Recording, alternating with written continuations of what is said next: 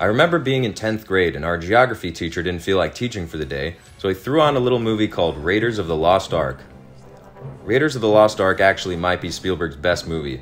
It's one of the best adventure films ever made. It's non-stop fun, thrills, action, comedy all the way throughout without ever feeling contrived, which is a hell of a feat considering what an insane plot the first movie and subsequent sequels had.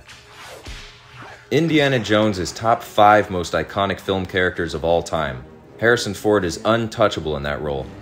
The first 10 minutes are a filmmaking masterclass in tone setting, world building, and character introduction, taking the pulp adventure serials of the 40s and recontextualizing them for a 1980s audience.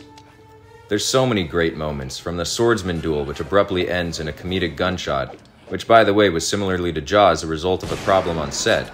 Initially there was meant to be an entire sword fight, which would have been fun, but not as iconic.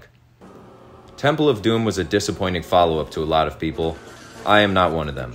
I'm a big fan of big swings in cinema, and boy did he crack the bat on that one. Just like with the first movie, the entire opening sequence is pure adrenaline all the way through. From the cinematic dance number that starts it off, the backdrop of our hero nearly poisoning himself, to jumping out of a crashing plane on a raft, which I'm sure will land safely in calm waters. The plot is grade A bonkos. I'm telling you, this guy's bonkos. He really is. But God bless Oscar winner Ke Huy Quan for keeping the whole thing together as a fan favorite short round. Okie dokie, Dr. Jones, hold on to your potatoes. Who obviously should have been brought back in another installation, say in place of a completely crowbarred-in character who was supposedly a relative the whole time. I don't know, I'm sure they can think of something.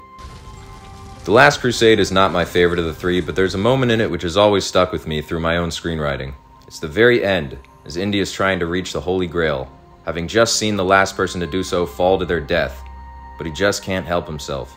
The Grail is the one thing he's been looking for his entire life, or so he thinks, because just then, his much-absent father, played by the iconic Sean Connery, who is equally eager to get his hands on the Grail, stops him with 3 simple words. Let it go! And Indy is reminded that what he's really always wanted is his father's approval, so he lets the Grail go and allows his father to pull him back up to safety.